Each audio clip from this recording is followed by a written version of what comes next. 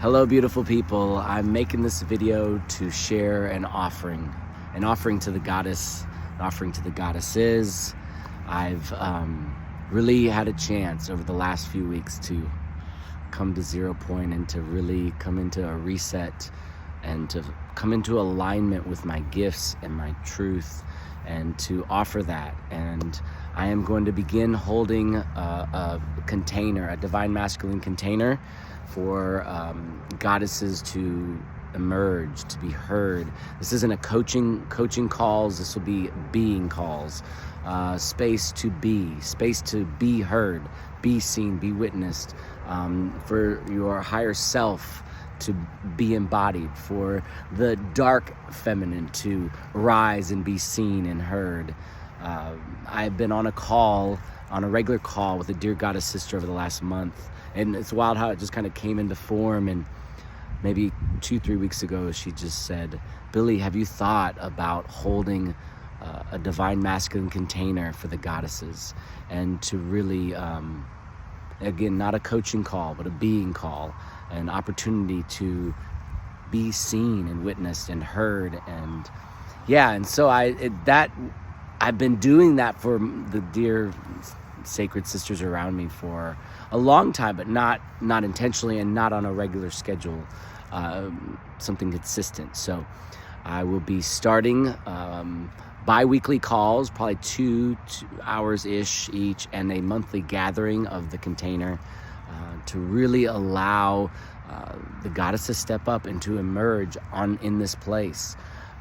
This is that moment. This is the moment. We have shifted realities. We've claimed back our sovereignty in this moment. And the lineage I am from, the rose lineage, I am of, it comes through me. I am of the lineage of the rose and the Magdalens and the Templars who were known to carry, some of them carry statues of Ariadne, not statues, but like figurines of Ariadne in their pocket, because there's always been a golden thread of sacred masculine that have known that it is the goddess that leads the masculine out of the labyrinth. It is why we have Lady Liberty here, because she is the statue of the symbolic of Sophia, and at her feet it reads, "And she holds her lamp beside the golden door." And so there's always been a golden thread of sacred masculine that have set a stage, in Lady Liberty's case, built a star fort for her to stand upon as a foundation. And in that same vein, in that same heart, here I am. I am offering that container for anyone, any goddess that really feels this in your DNA, in your body, that this sounds like what you are inspired to step into. I have witnessed and been a part of this call with a dear goddess sister of mine, how just being seen and witnessed and holding space, we're doing it for one another. The subtle shifts and the activations and this whole thing was something she saw me doing and then spoke it, and then it was just like, oh, this is what I've been like, who I am. And so I feel the inspiration coming from a few places I want to share. One, a deep love and knowing I came for Lilith, the dark goddess Lilith. In some of the Gnostic texts and some of the Gnostic thought is that there was this aspect of Sophia, the creatrix, that went into the underworld and separated herself. And in that place, Lilith has created all kinds of things that have kept the experience of separation and pain. And now is that moment of unconditional love. And that is the heartbeat I come from, is a deep love for Lilith to be seen and to step forward and emerge from the underworld, allowing the distortions to be alchemized and the dust to be wiped off the gemstones that she brings forth. And so if that's definitely part of that's definitely who I am in my heart for Lilith. Also the Great Mother. The Great Mother is the one that called me out of the institution of the church. I was by a creek in 2011, 2012.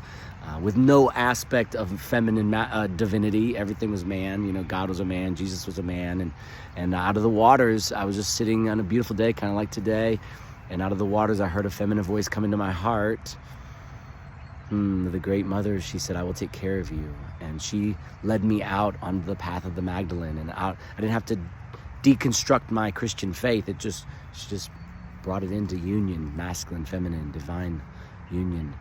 And the other aspect that I feel deeply is the love and the honor and the celebration of Yeshua for Mary Magdalene. The knowing he had that there'd be a day coming that is today, that is this now, that she would be able to emerge and be seen and heard.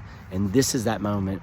This is that moment on the world stage where in the Matrix, there was some that hoped that the Matrix would solve this. But really, this is the opportunity for the goddesses to step into their place. Let their voice be heard. Let your voice be heard.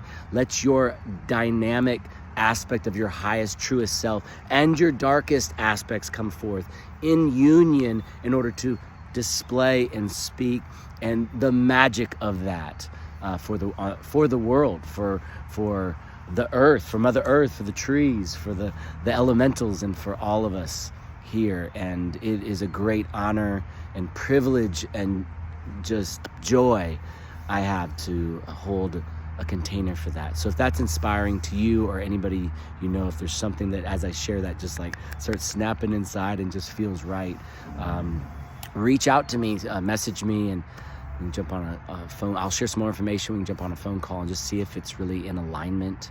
And it's this is our time. Ascension is at hand. The shifting, the higher octave, we are increasing in the higher octave of living quickly now. And we need you, all of you. Even the men too, we need all of us, especially. And this is what's coming forth from me, is to hold a container for the emergence of the goddess within the divine goddesses all around. So here I am. I'm offering myself in this space and holding that container. So yeah, I love you. I'm so grateful you're here in this plane, this earth plane right now. As things shift quickly, what a moment, what an honor, and deep gratitude to be here with you. I love you. Have a beautiful day. Reach out if you feel so inspired to.